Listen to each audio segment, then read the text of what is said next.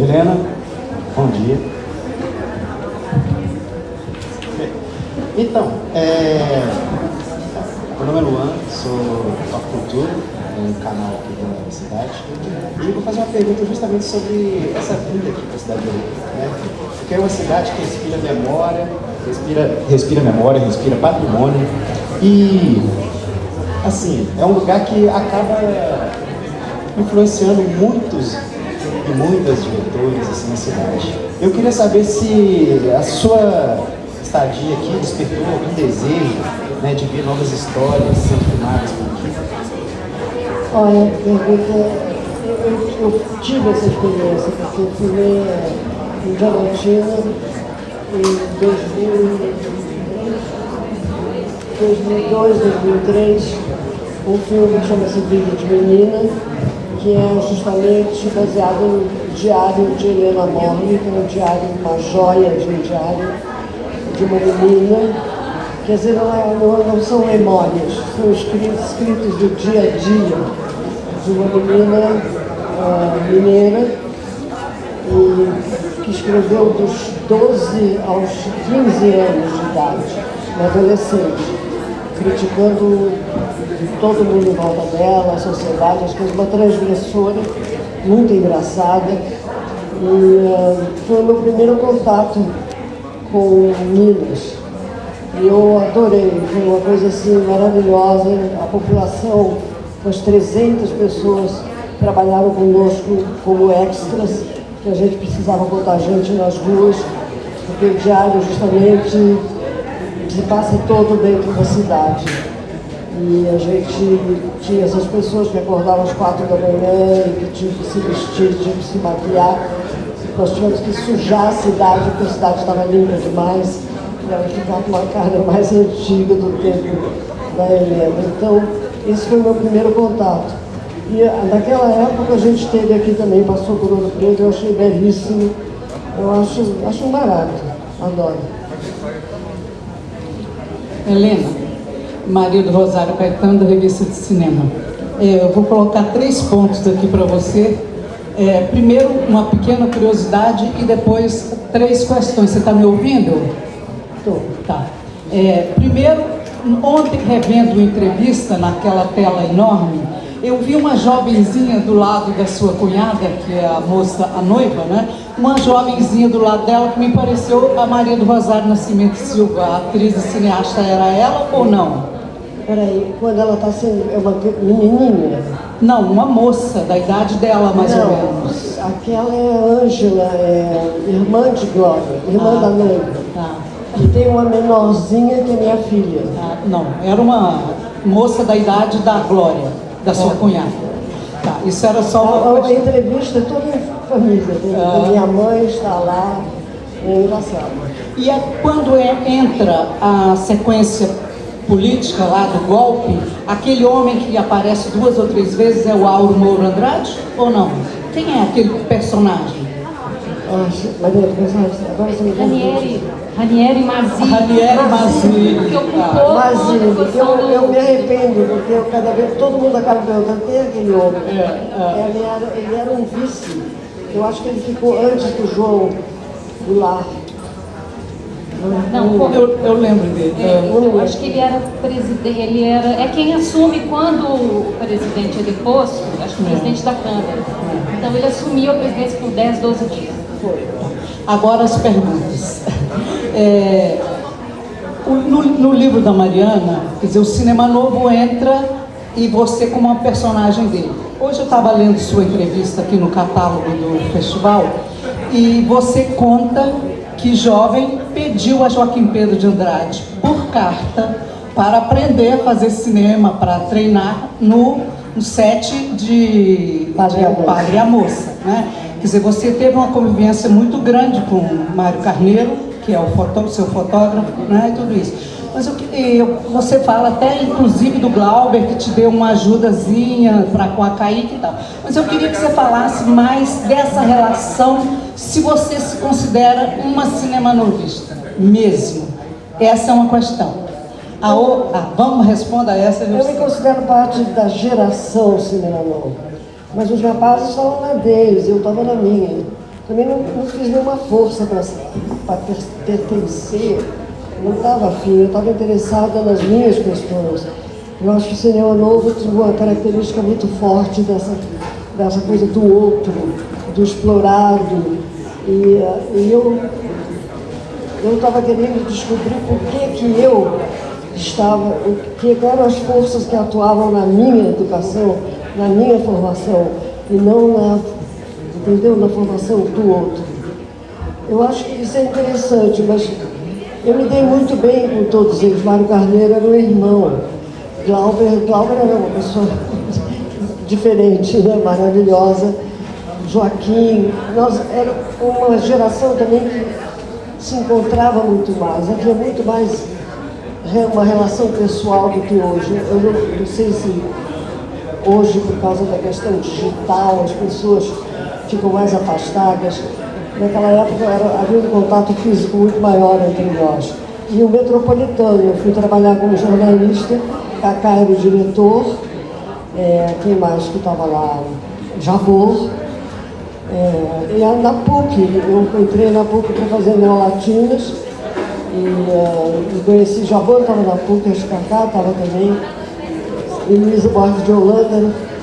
Foi toda uma geração muito próximos e nós achávamos que nós íamos mudar o mundo, havia muita esperança, era uma época do Juscelino, de construção de Brasília, havia uma esperança no ar antes do golpe. A segunda questão, essa é um pouquinho mais longa, mas a outra última é bem rápida.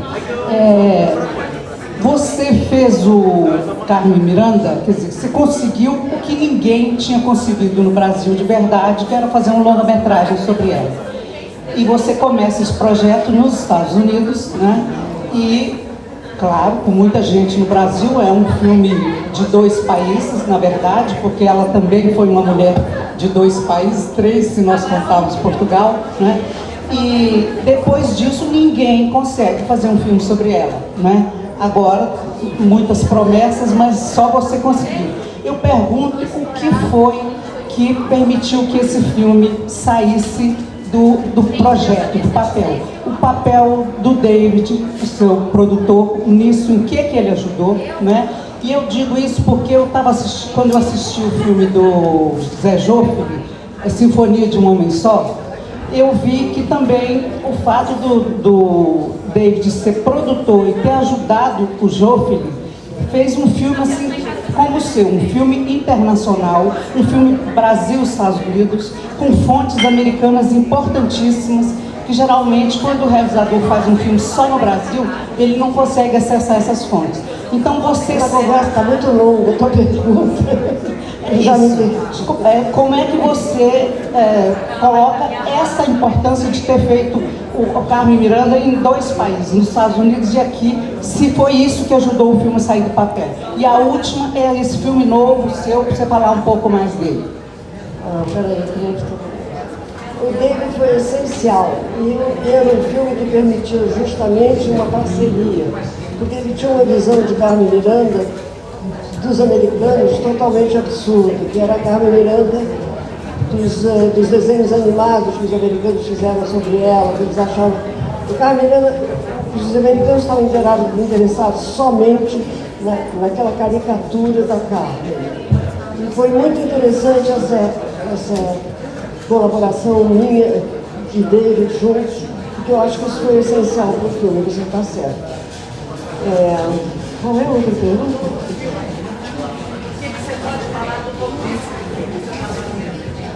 Do Noviço, um filme? É um filme sobre um candidato evangélico, um rapaz de 30 anos de idade, negro, de esquerda, que está fazendo uma campanha para deputado do estado de Duque de Caxias. E para mim foi uma revelação eu saí da periferia e descobri essa cultura, que é uma coisa que nós estamos ignorando, vivemos numa bolha, se não nos adaptarmos, não tentarmos entender esse outro mundo. É um filme ainda que está muito no começo, Já filmei bastante, mas ainda não sei, de vez em quando eu me perco. Não sei se eu ainda sei muito bem sobre o que ele é, mas isso acontece. No meio de um filme você não sabe mais o que você está fazendo, até você encontrar o caminho outra vez. Wesley Teixeira. Aqui. Bom dia, aqui, oi. Eu sou a Andressa da Rádio Cidélia FM. Será que a senhora pode segurar meu microfone? O meu é igual os Incas e os Maias.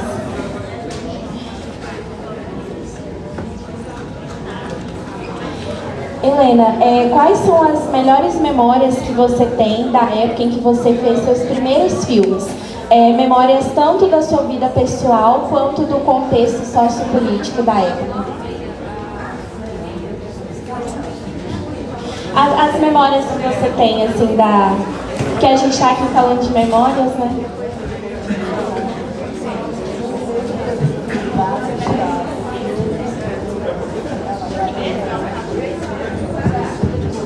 De assuntos complicados, difíceis, e havia sempre essa ideia de...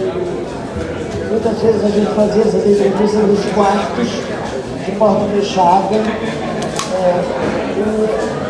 Foi muito curioso isso, de sentir essa tensão já, quando você ia abordar certos assuntos. Ao mesmo tempo, não sei.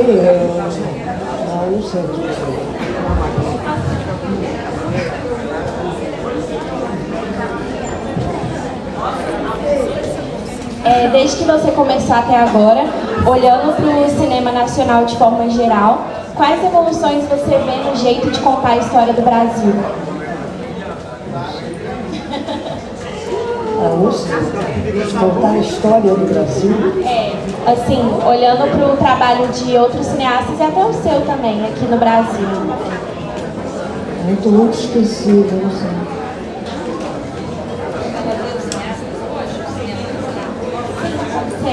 Esse jeito de contar a história do Brasil, né? Porque pode ser contado de diversas formas, né?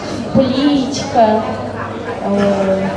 Os seus filmes, por exemplo, né, são um exemplo. Aquele que a gente viu ontem da mulher lá, tendo todos os questionamentos dela. E era a forma que você via naquela época, né? Eu acho que a linguagem talvez tenha mudado por causa do digital. Eu acho que está se filmando muito mais, que eu não sei se é uma qualidade poder filmar muito mais. E antes nós tínhamos que filmar com muito mais cuidado, porque era negativo, e custava muito. E hoje em dia filma-se e deixa os montadores enlouquecidos, porque tem coisa demais e tem foco de menos. Eu acho que a questão do foco é muito importante, de você saber exatamente, mesmo que você se perca. Eu estava dizendo agora há pouco, você pode às vezes estar fazendo um filme e de repente se sentir totalmente perdido. Eu acho que é muito importante, e às vezes se sentir transformado pelo assunto que você ia tratar, pelo assunto que você achava que você sabia, e de repente você vê que existe mais, alguma coisa mais além daquilo. Ok? Aqui agora, o Lucas. Helena, aqui. Aqui, Na ó. frente. Na frente aqui, ó. Tudo bem, Helena? Lucas, do Jornal do Estado de Minas. São duas perguntas. A primeira é sobre o Aldous Huxley. E você tem um episódio muito interessante com ele, que levou ele para mergulhar e falou certa vez que queria transformar esse episódio em filme. Pretende ainda transformar isso em filme? É uma ideia já descartada? Não pretendo. Eu tenho aquela história, os filmes que eu não fiz são mais do que os que eu fiz, né? Vai sempre ser, vou ter que estar correndo atrás. Mas o Aldous foi interessante porque quando eu trabalhava no Metropolitano, o Cacá me mandava para fazer matérias com pessoas estrangeiras, porque eu falava inglês, falava um pouco de francês. Então era maravilhoso, porque eu pegava os estrangeiros, né? O Aldous Huxley, Graham Greene, Simone de Beauvoir. E Aldous, nós ficamos eu quando estava entrevistando ele me explicou que ele estava com um início muito forte de glaucoma e que ele sabia que ele estava caminhando para cegueira.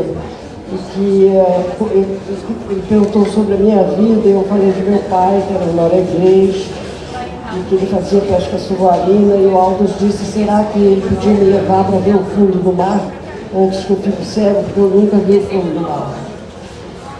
Aí eu fui falar com meu pai, eu disse, papai, será que a gente pode levar o Aldous para ver o fundo do mar? Papai disse, aquele drogado. De jeito nenhum.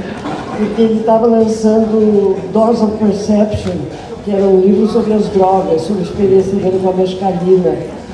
E papai ficou horrorizado. Afinal, nós levamos ele no bar. Ele tem outra história, eu vou entrar nela agora. E, por fim, a outra pergunta, eu queria que você comentasse as diferenças, o paralelo que se pode fazer na distribuição de filmes documentários, desde a época que você começou até hoje, distribuição no cinema.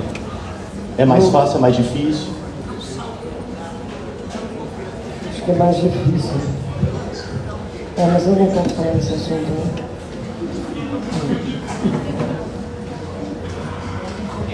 Aqui. Bom dia, André Cruz do Brasil 247. Ao homenagear cineastas mulheres, como tem acontecido aqui no Cine Ouro Preto, como é que você vê esse tipo de contribuição para a ampliação de mulheres no cinema? Acho incrível, maravilhoso, da maior importância. E é uma coisa assim que eu acho que eu estou assombrada com esse festival. Ele é enorme, ele é imenso, ele abrange tantas coisas importantes, essa questão da educação, da preservação. Eu não sabia, eu já tinha estado, eu tive em Tiradentes, e essa aqui é a segunda vez que eu estou em um festival em Minas. Não sei se eu tive em outros. Eu tive. Em 2014, quando a gente lançou o livro, em 2018, acompanhando a entrevista e agora. Mas eu acho essencial, acho maravilhoso. Ali, Rádio Tatiaia.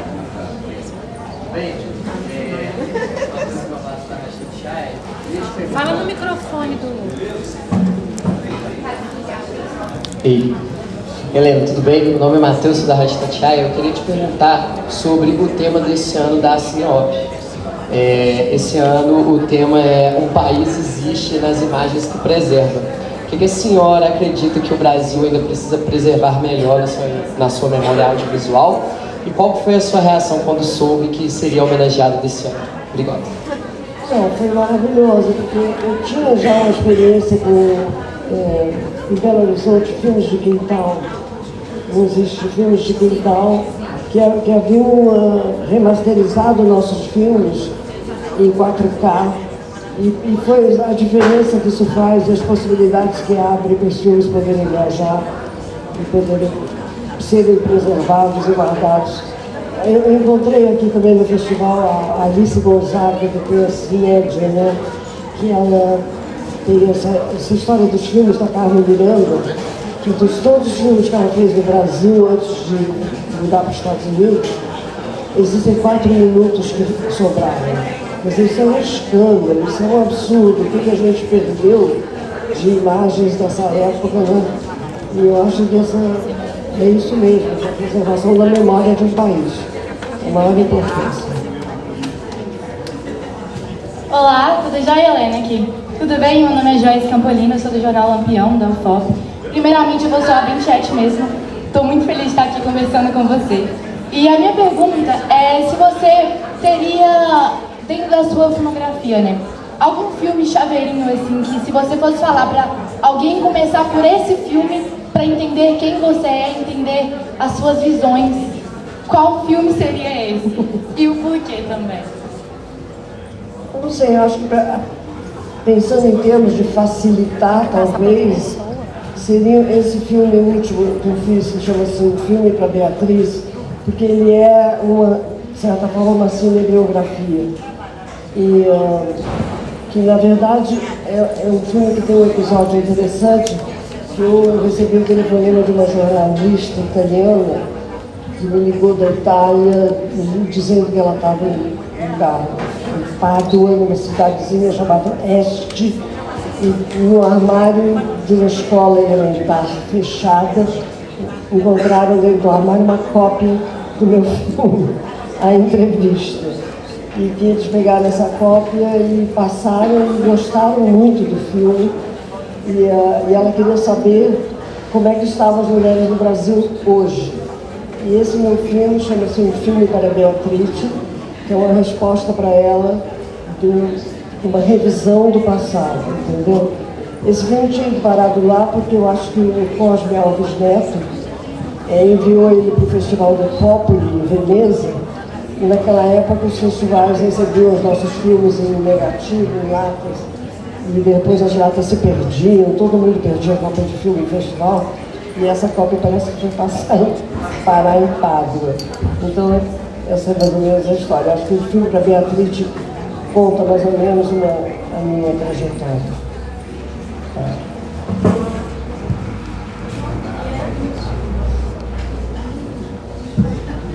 Bom dia, Ingrid Mencil, da Rádio FMG Educativa. A senhora é pioneira no cinema feminino e feminista. O que a senhora destacaria do seu legado no cinema atual, feito por mulheres? E a senhora vê a influência que exerce e exerceu nas mulheres cineastas? Não entendi a última parte. A senhora vê alguma influência que exerce e exerceu nas mulheres cineastas, nos novos filmes produzidos por mulheres cineastas?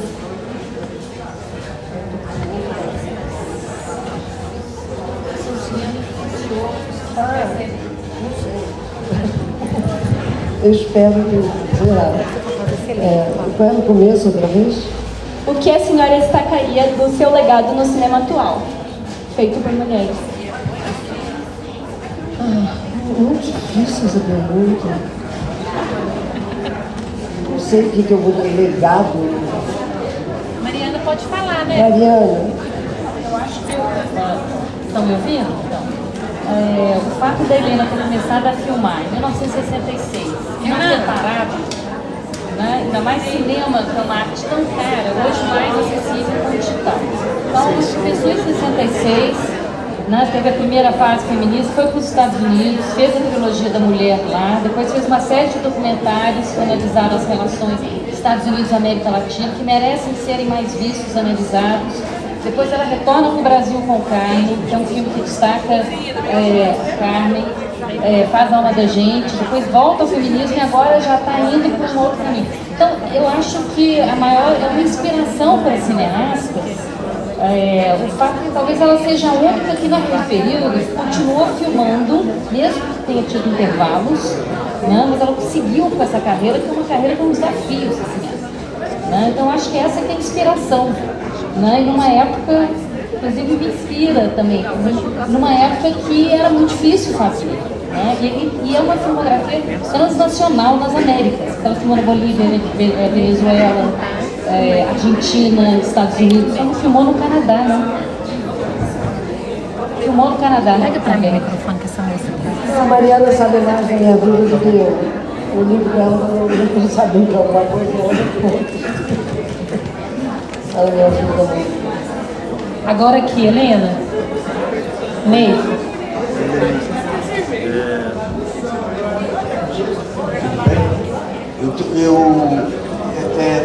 As pessoas falam muito sobre o seu primeiro filme associando a questão do feminismo, né?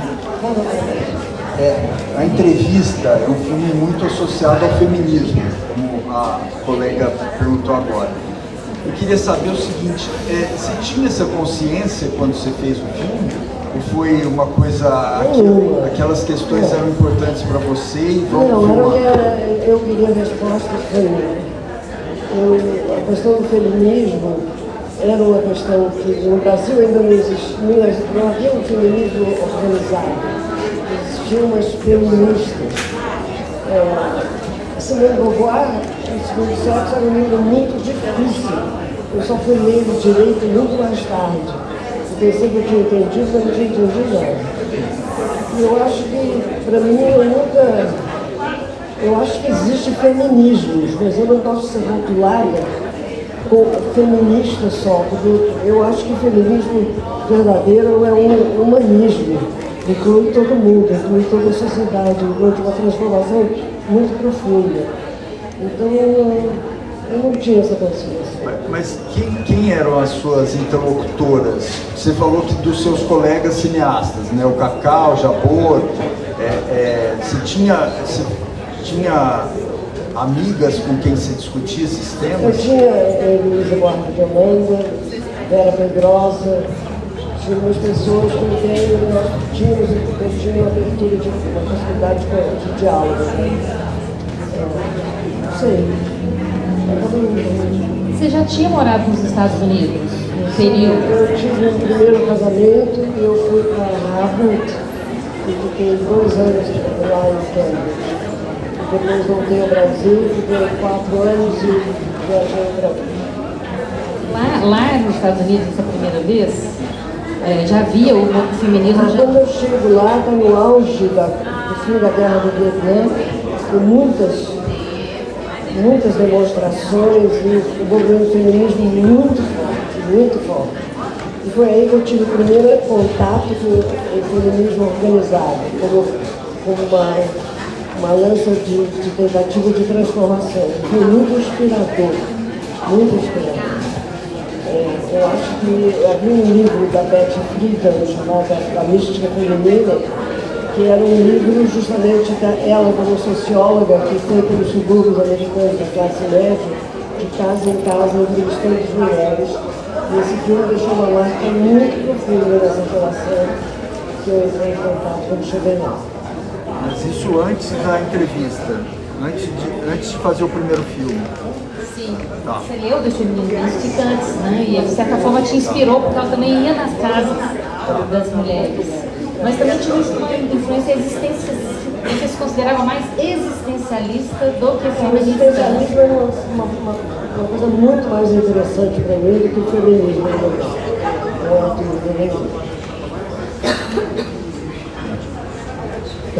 Luiz Carlos Merten. Helena, deixa só eu fazer uma observação inicial. Eu conhecia a entrevista e a importância do filme é imensa, mas para mim foi uma descoberta ter visto no meio-dia, porque de certa forma tu fizesse o teu zero de comportamento lá do Jean Vigo e ao mesmo tempo antecipasse o C, né? Aquela coisa anarco experimental é muito interessante. A minha pergunta é o seguinte: a tua obra, ela se desenvolve muito em torno de documentário e ficção e muitas vezes embaralhando esses limites. Então eu gostaria que tu falasse um pouco sobre isso. Por que o documentário, por que a ficção e por que embaralhar? Eu acho que todo filme é um documentário, inclusive a ficção. Porque a ficção, nela você percebe, você tem uma enorme quantidade de elementos que podem te dizer o que está, qual é a época, comportamento, uma série de coisas. Eu acho que, para mim, não havia diferença. Eu sempre cruzei essas fronteiras sem nenhum problema. Que não fossem problemas, talvez, de exigência de uma televisão, se eu estivesse fazendo um filme que eu precisava ser mais objetivo. Eu não sei, para mim essa fronteira nunca existiu. E eu acho que isso acontece, inclusive, desde a entrevista. Na entrevista eu vou entrevistar as moças e elas não querem ser filmadas. Então eu tenho uma trilha sonora e não tenho um filme. Eu tenho que voltar e aí, quando eu volto, é que o filme acontece. Acontece um filme muito mais interessante que se eu tivesse feito um filme de moças contando as coisas sobre elas. Já exigiu uma outra linguagem. Eu acho que eu gosto muito dessa. É curioso também que o meu primeiro ficção mesmo é um documento, porque a ficção é baseado num documento que existe, que é o Diário da Menina. Então, também eu cruzei essa fronteira outra vez. E não sei, é muito curioso que eu estava lendo alguém que estava falando, examinando, eu acho que é uma entrevista, dizendo que ali já se notava coisas dos outros filmes que eu ia fazendo. Eu fico apavorada com essas análises, e depois eu acho que eu vou ficar pensando se tem mania de procurar não sei o que, aquilo, ali, como é que Eu acho que o subconsciente é uma coisa que deve ser tratada com muito cuidado e preservado. Então, eu acho que às vezes é melhor não saber muito bem de onde que vem e deixar rolar. Oi, Helena, tá me ouvindo? Eu esqueci de me identificar, a Josane puxou minha orelha, meu nome é Neif Haddad, eu sou da Folha de São Paulo. O Merten fez essa pergunta, eu me lembrei que anos depois do meio-dia, você fez A Vida de Menina, também trabalhando com uma criança, né? Como é que é? Trabalhando com quê? Com a menina, a atriz, eu esqueci o nome dela, Ludmilla. Como é que é filmar com crianças, assim? Imagino que fazer filmes com crianças, a experiência de dirigir crianças. Acho maravilhoso. Quero fazer mais. Eu acho que é uma coisa de uma... Porque eu não sei se as crianças, eles são atores naturais, né? Eles assumem o papel, é uma coisa muito interessante isso. Eu tenho visto, inclusive, eu acho que está se usando muito mais. Tem um outro fenômeno que geralmente não se tornam atores às vezes depois. Eu acho que até inclusive se rejeitam. Mas tem um momento ali que eu acho fantástico. Gosto muito, eu queria trabalhar mais com criança. Posso só fazer mais uma? Você falou do seu filme novo, né, do evangélico. Eu queria saber o que te motivou, por que esse tema nesse momento? Eu acho curioso essa questão da fé. Eu fui criada como católica, no colégio de freira católica, todos os colégios que eu fui católicos de freira, católicos, e eu consegui, hoje em dia, não é que eu seja descrente, eu acredito em ministério, eu acredito que eu não sei, e talvez tenha coisas que a gente não sabe. E essa questão, quando eu ouvi falar desse rapaz, e eu vi um filme também sobre os pastores mirins, que me assustou um pouco, porque eu achei que era uma lavagem cerebral, que era uma coisa perigosa. Foi alguma coisa que me estimulou intelectualmente. Eu quis saber mais sobre esse candidato, saber se aquilo era uma coisa de verdade ou um impostor. O filme da Petra também, eu achei muito interessante, e eu achei que eu queria me aprofundar mais para entender essa questão do que é a fé. Eu acho que eu não sei se vou encontrar uma resposta, mas estou tentando. Oi, Helena, tudo bem? Eu sou a Laís do Portal Interfone. Eu queria saber, em relação aos seus sentimentos, se você imaginava que todo o seu trabalho seria transformado em livro e que você viria a ser homenageada da forma que é. Bom, isso aí tem uma culpa muito grande dessa moça aqui. Ela apareceu um dia na minha vida e disse que eu podia olhar os arquivos, que ela ia fazer um livro. E eu disse, que ótimo, que bom, os arquivos estão disponíveis, etc. Quanto tempo você precisa? Ela disse 4 anos. A tese de doutorado dela.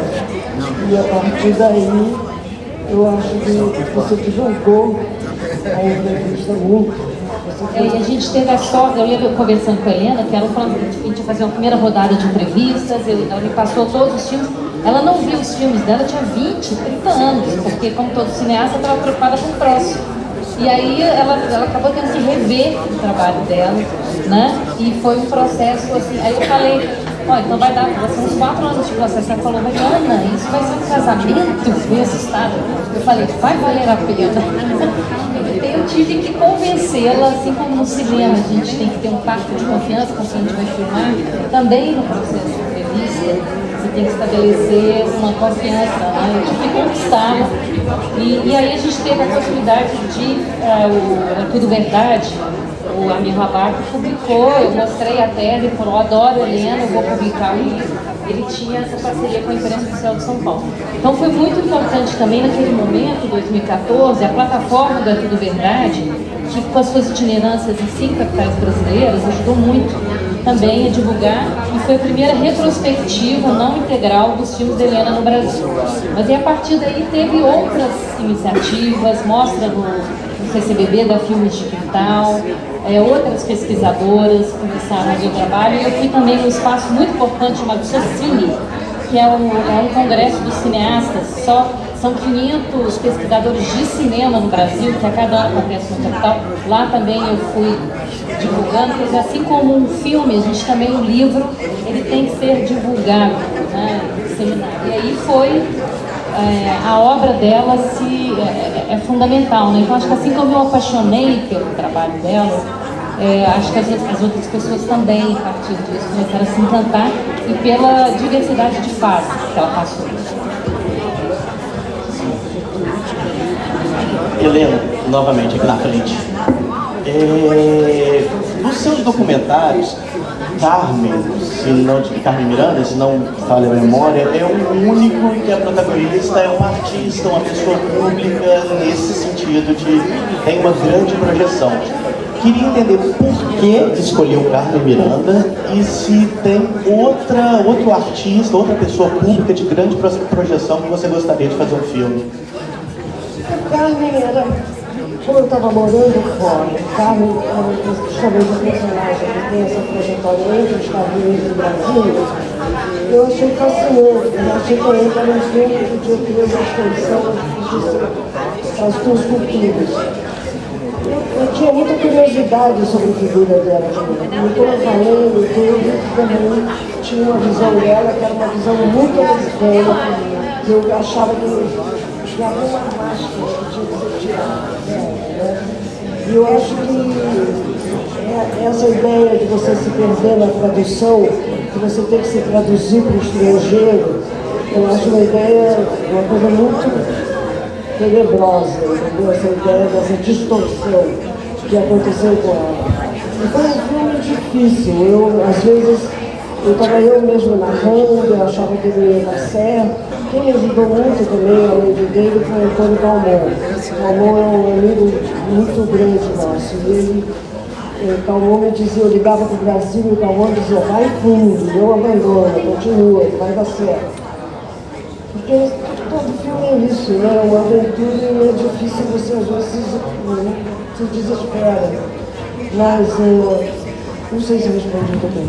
Sim, e se tem algum outro artista que você teria curiosidade de mergulhar na vida dele? Por enquanto. Agora, a Helena tem um documentário chamado Palavra Encantada, de 2009. Aí é a música, né? Não é... Não é um artista específico, né? Tem a Adriana Calcanhoto. Não, são vários artistas, mas o documentário é sobre a música, assim, a palavra e a música, poesia e música. Sim. Pode falar. Bom dia, Helena. Bom dia, Mariana. Meu nome é Penélope Menezes, sou repórter do jornal O Povo, de Fortaleza, no Ceará. E eu gostaria de perguntar, Helena, quando a senhora enxerga o Brasil hoje, quais são os assuntos que mais lhe chamam a atenção? Eu acho que não é só o Brasil, eu acho que a gente está vivendo uma época muito complicada e difícil. Essa história do Trump nos Estados Unidos, a questão da Palestina, eu acho que são questões, nós estamos num cenário internacional, não é só questões internas do Brasil, não. Eu acho que é um momento muito difícil e que eu espero que a gente consiga. Então, eu não sei, eu tenho muito medo do momento que estamos vivendo. Eu acho também que a questão da inteligência artificial, o mundo digital, tudo isso está mexendo com tudo. E eu acho que a gente vai ter que procurar um caminho aí para não dar errado. Alguém que não fez pergunta quer falar? Não? Então a gente vai encerrar a coletiva.